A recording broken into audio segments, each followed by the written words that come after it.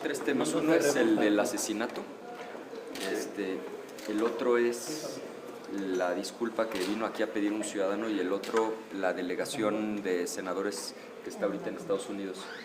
¿Les parece que empecemos con esos tres? Me voy uno por uno, doy mi posición si tienen preguntas y si no, pasamos al que sigue. Empiezo con el tema del asesinato de Jimena y de José. Esto lo quiero decir con mucha claridad. Este no es un tema de partidos políticos, este es un tema de vidas humanas. Y por eso yo quiero empezar por expresar mi más sincera solidaridad a la familia, a los amigos de Jimena y de José que perdieron la vida y por supuesto que condenamos este atroz y este cobarde asesinato. Y con esa misma contundencia le queremos exigir una cosa al gobierno y es transparencia total.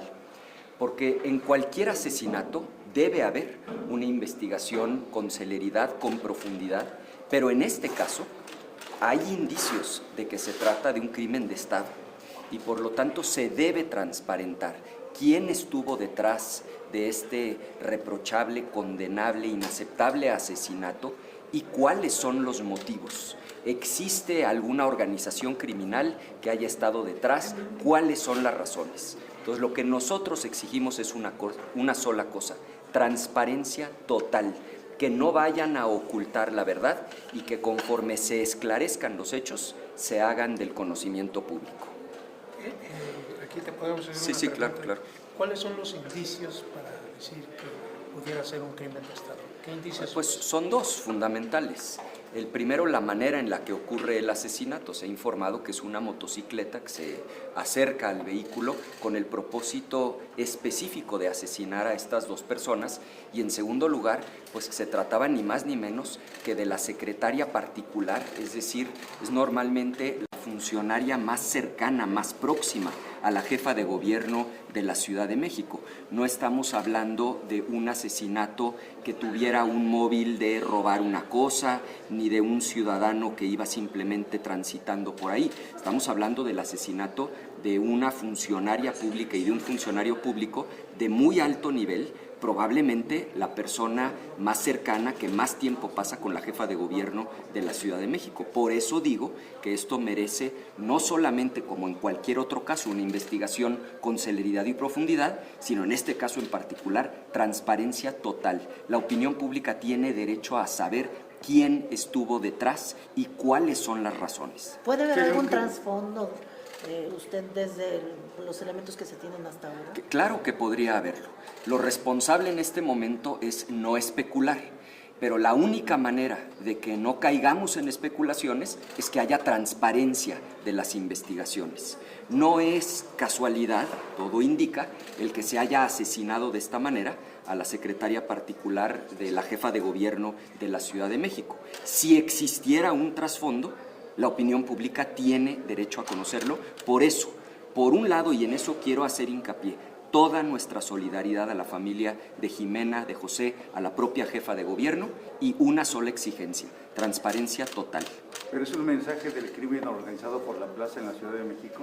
No lo sabemos, pero la única manera de que no haya especulación es que el gobierno realice esta investigación con celeridad y profundidad y transparente las razones, que no se oculten los motivos de este asesinato. Ocurre llegando pues apenas el embajador de Estados Unidos en medio de esta polémica de pues grupos criminales, políticos. ¿Parece casualidad? Bueno, el contexto es muy delicado. Es un contexto en el que la violencia se ha generalizado en el país, en el que el crimen organizado está detrás de muchos de los homicidios y de las desapariciones, y es por eso que en ese contexto cobra especial relevancia el que haya transparencia absoluta. No vamos a caer en especulaciones, pero sí exigimos que haya transparencia total a la brevedad. El segundo tema que vas a tratar. Sí, miren, esto tampoco es un asunto político o de partidos. Yo no puedo compartir el que a un ciudadano se le haya presionado de esa manera a pedir disculpas en esas circunstancias. Y no es mi opinión personal, es que los tribunales en México han resuelto con enorme claridad que quien se dedica al servicio público está por definición sujeto a niveles de crítica y de confrontación mucho mayores que los ciudadanos en general. ¿Por qué razón? Por dos razones. Porque el servidor público tiene poder y tiene acceso a recursos públicos, porque ejerce recursos públicos. Y por lo tanto, no puedo aceptar el que se presione a un ciudadano a pedir disculpas en esas condiciones, cuando los servidores públicos, independientemente del partido político, estamos obligados a entender que estamos sujetos a un nivel de crítica muchísimo mayor, que tenemos que aprender a tolerar la crítica y que quien se quiera dedicar al servicio público tiene que tener la piel gruesa para aceptar la crítica que venga de parte de los ciudadanos. De hecho, ese ciudadano no ofendió al Senado, ofendió a una persona si acaso. No tendrían que haber ido a disculparse en la calle.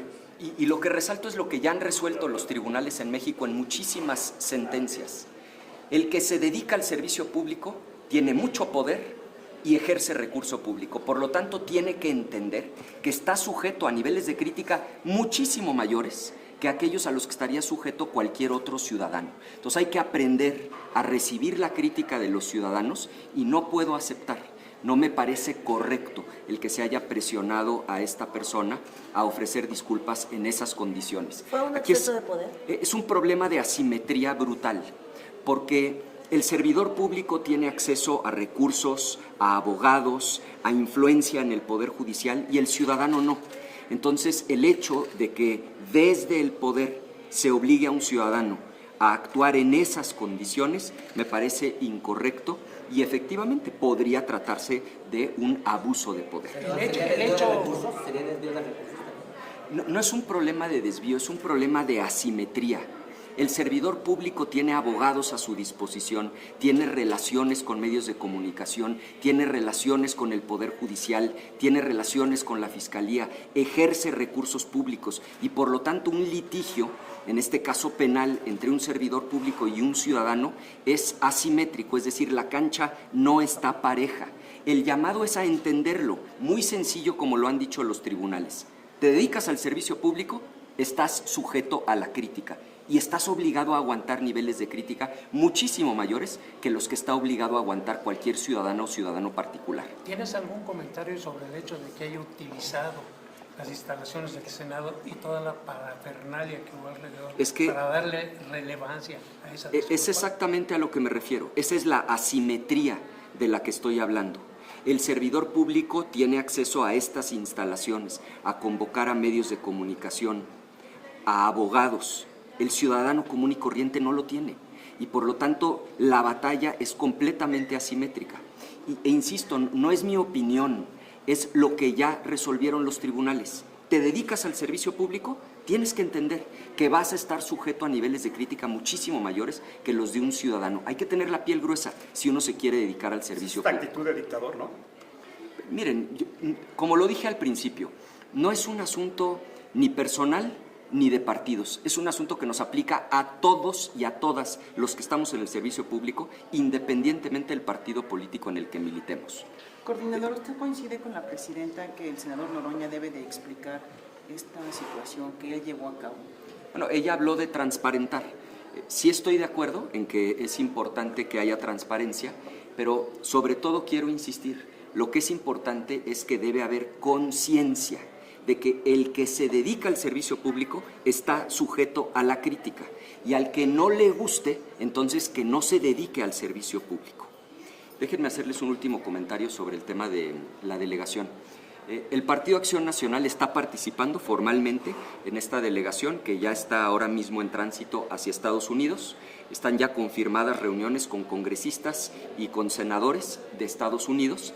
De nuestra parte nos está representando el senador Mauricio Vila Dosal. Son dos mensajes los que el PAN está llevando a las congresistas y a los congresistas estadounidenses. El primero es que vamos a expresar nuestra absoluta solidaridad a la comunidad migrante, a las heroínas y héroes mexicanas y mexicanos que se van a Estados Unidos a trabajar muy duro, a ganarse el dinero con el sudor de su frente para sostener a sus familias y a sus comunidades aquí en México. Entonces, en primer lugar, vamos a mandar un mensaje de solidaridad y en segundo lugar, vamos a expresar con enorme claridad nuestro rechazo a este injusto gravamen. No nos parece correcto, nos parece profundamente injusto que alguien que trabajó, que ya pagó impuestos, ahora le confisquen una parte adicional de sus ingresos, simple y sencillamente por ser extranjero. No estamos de acuerdo, por lo tanto nuestro mensaje es de solidaridad a los migrantes y en segundo lugar de rechazo a esta medida. Y lo que le hemos solicitado al senador Vila es el establecimiento de canales de comunicación permanentes, porque nosotros no vamos a dejar esto en una sola gira, en una sola fotografía, en un solo evento. Vamos a dar seguimiento a este y a muchos otros temas con congresistas norteamericanos y les estaremos informando, de tal manera que él va a establecer estos vínculos, procurando que tengan permanencia en el tiempo, porque algo que no ha hecho el gobierno, nosotros vamos a procurar hacerlo como oposición, que es mantener una comunicación permanente con nuestros pares en los Estados Unidos. Hay expertos que dicen que esta comisión pues va a un viaje inútil porque no se reúnen con los verdaderos negociadores de ese presupuesto, que de hecho ese presupuesto va destinado para tener mayor gente de la DEA en las fronteras y también crear esta muralla, pues. Primero, el PAN cumple con su obligación moral de estar presentes, de acompañar al Estado mexicano y de alzar la voz para expresar la solidaridad a los migrantes y para rechazar de manera categórica este injusto impuesto. Pero justo por esa razón, Félix, es que el PAN va a procurar que estos canales de comunicación se establezcan de manera permanente, porque este no es el único tema que necesitamos tratar en la relación bilateral. Nosotros queremos tener una comunicación mucho más fluida en materia migratoria, en materia comercial y en materia de seguridad con las y con los congresistas de los Estados Unidos. Senador, ¿por qué se metió la Cancillería cuando era un asunto inicialmente de la Comisión Permanente? Miren, eso no es un problema porque al final lo que esta delegación está haciendo es representar al Estado mexicano. Y el Estado mexicano no es el gobierno federal ni la presidencia de la República. El Estado mexicano son los tres poderes de la Unión y, por supuesto, la propia población mexicana, en este caso representada por las y los legisladores que están acudiendo. No nos parece incorrecto. Lo que nos parece fundamental es que no quede en un viaje, en una visita, en una fotografía o en un video, que verdaderamente se le dé seguimiento a este y a muchos otros temas, porque la relación con Estados Unidos está en un punto crítico, como no había estado en décadas. Los tres temas centrales, migración, seguridad y comercio, están en crisis. El comercio por los aranceles, la seguridad por las amenazas de intervenciones unilaterales y la migración porque le quieren confiscar sus ingresos a los migrantes que envían remesas. Lo que esto requiere es continuidad en esta relación bilateral. Ricardo, no sé si estés al tanto, pero hoy el presidente Trump se iba a reunir con los del Partido Republicano para convencerlos de que aprueben este paquete fiscal, porque no es solo el gravamen a las remesas, sino es todo el paquete fiscal que Trump está... Hay que ser realistas. El panorama es muy oscuro. La probabilidad de éxito es muy baja. La razón por la que hasta ahora no han logrado la mayoría los republicanos no es porque un solo o una sola republicana se oponga al impuesto a las remesas. Es porque quienes no quieren todavía dar su voto son quienes piden medidas todavía más radicales. Es decir, los que no han querido dar su voto son los que piden recortes en materia de salud y en materia ambiental. Pero no hay hasta ahora una sola republicana o republicano que haya alzado la voz en contra de este gravamen. De hecho, todos los que lo han hecho público, cuando se ha referido al grupo de legisladores latinos, todos son demócratas, que ya sabíamos que iban a votar en contra. Entonces, la probabilidad de éxito es muy baja, hay que decirlo, hay que ser realistas, pero me parece que era correcto cumplir con acudir, hacer la lucha hasta el último momento, pero va a ser necesario que esta relación se mantenga de forma permanente y que seamos realistas, porque en este momento no hay una sola voz del Partido Republicano que esté dispuesta a echar abajo este gravamen. Senador, yo le quiero preguntar sobre esta antinomia para la designación de la presidencia de la Suprema Corte de Justicia de la Nación. Ustedes como oposición lo reiteraron cuando se aprobó esta reforma constitucional. Hoy la Comisión de Puntos Constitucionales citó justamente para corregir esto que se les dijo? Su opinión. No, por supuesto que es indispensable corregirlo y esta es una buena oportunidad para recordar la manera atropellada, desaseada, cochina en la que el régimen ha venido legislando. Fue tal su voracidad que inclusive generaron contradicciones en la propia Constitución. Y esto me da pie para reiterar que esta elección que está por celebrarse el 1 de junio es una absoluta farsa, es un fraude. Ya se sabe de antemano que serán las y los cercanos, por un lado del régimen y por otro lado, lamentablemente, del crimen organizado, quienes van a quedar en las posiciones de jueces y de magistrados. Nosotros, yo en lo particular, no voy a participar en esta elección porque, como lo denunciamos desde un principio, es una elección absolutamente fraudulenta, los dados están cargados y ya sabemos de antemano cuál va a ser el resultado. Eso también deberían de denunciarlo en Estados Unidos con los congresistas, ¿no? Para que vean. Por eso hablaba yo de la necesidad de establecer una agenda permanente, porque en este momento el mensaje es solamente dos cosas: solidaridad a nuestros paisanos, por un lado, y por otro lado, rechazo al gravamen. Pero hay muchos otros temas que tenemos que hablar con nuestro principal socio comercial y por eso es que el senador Vila va a procurar establecer ya canales de comunicación permanentes con congresistas, con senadores, y en las próximas semanas les estaremos informando de estas reuniones que vamos a sostener con ellos para tratar otros temas, incluyendo el de la mal llamada reforma judicial. ¿Y esa decisión de no votar es personal, es de la bancada, es panista? ¿Cómo es? Hasta ahora el Comité Ejecutivo Nacional del PAN no ha establecido un lineamiento, pero la opinión generalizada y del propio presidente nacional del partido es de rechazo a esta elección, porque lo que nosotros sostenemos como acción nacional es que esta elección es un fraude y es una farsa. Pero el rechazo es no votar. En lo personal, hasta ahora el Comité Ejecutivo Nacional no ha emitido un lineamiento, es muy probable que lo haga. La manera en la que yo, en lo personal, traduzco el rechazo a la elección es no acudiendo a votar, porque estoy convencido de que acudir a votar es validar ese cochinero. Lo que es definitivo como postura del Partido Acción Nacional es catalogar esta elección como un fraude y rechazar de principio a fin la reforma judicial y, por supuesto, la elección judicial. Que nos hagas un comentario sobre el accidente en el buque Cuauhtémoc y sobre todo de dos señoras que estaban promoviendo ya el voto, pues no, que son pobres. Este tema es muy importante. Nosotros no vamos a lucrar con una tragedia que costó vidas humanas, pero sí exigimos absoluta transparencia, porque ese buque entró a lo que se conoce como mantenimiento mayor de manera reciente. En caso de confirmarse que se trató de una falla mecánica, que es hasta ahora la hipótesis más probable, podría haber responsabilidad. Y lo que nosotros queremos conocer son dos cosas. Uno, la causa del accidente, si se confirma o no que fue una falla mecánica. Y en segundo lugar, todo lo relativo a ese mantenimiento mayor. ¿Cuánto costó? ¿Dónde se hizo? ¿Quién definió quién realizaba ese mantenimiento mayor y si cumplió o no con todas las especificaciones que las normas navales establecen? ¿Qué exigimos? Transparencia total y, por supuesto, le expresamos nuestra solidaridad a las familias de quienes fallecieron y de quienes todavía están heridas y heridos. Pero ya Claudia Sheinbaum los está catalogando como mezquinos, que dice que hay mezquindad. Pues la mezquina es ella, porque estas personas no se fueron a manifestar libremente por su decisión. O sea, estuvieron organizados por alguien de Morena. Así que la mezquindad viene de Morena, viene de ellos. Sí, ahora, sobre ese calificativo, pues que se ponga el saco al que le quede.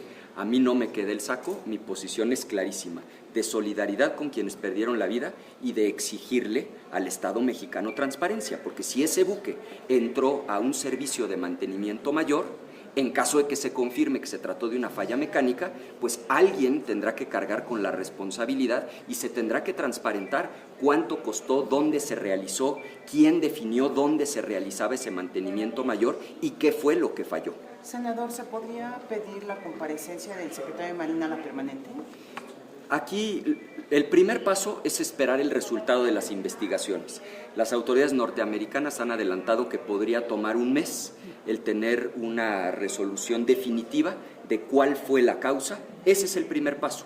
Una vez que conozcamos la causa, si se confirma que se trató de una falla mecánica, por supuesto que va a ser necesaria la comparecencia de los funcionarios responsables de haber definido ese mantenimiento mayor y tendremos que entrar a un análisis muy escrupuloso para encontrar no solamente cuál fue la falla mecánica, sino quién es la o el responsable que finalmente costó vidas humanas. Porque esto no debe haber sucedido. Y ya las muertes parece como que los de Morena les parece algo superficial, ya no lo toman con tanta seriedad como debería de ser. Bueno, estamos ante la pérdida de vidas humanas, no hay algo más grave que pueda ocurrir que la pérdida de vidas humanas, y por eso nosotros vamos a estar primero muy pendientes de ese dictamen que defina cuál fue la causa, y si se confirma que fue mecánica, habrá que hacer un escrutinio muy puntual sobre ese mantenimiento mayor que recibió el buque Escuela Cuauhtémoc. Ricardo, perdón, nada más rápidamente, en esos conversatorios, pues ya incluso los mismos especialistas han dicho que se le debe dar más tiempo y no aprobarla al vapor en un periodo extraordinario en junio. ¿Cómo ves esto? Porque dicen que hay que meterle mano de fondo y lo quieren sacar lo más rápido posible según sus intereses. No se ha disipado todavía la duda de si esto va a resultar o no en una completa farsa. Aquí hay tres cosas en las que hay que poner el ojo. La primera es el tema de censura. ¿Van o no a quitar absolutamente todos los trazos de censura que tiene la iniciativa? Empezando sí por el artículo 109 que permite bloquear plataformas, pero también esto que les permite interrumpir transmisiones de radio, de televisión. Entonces, 1, censura. 2, concentración de poder.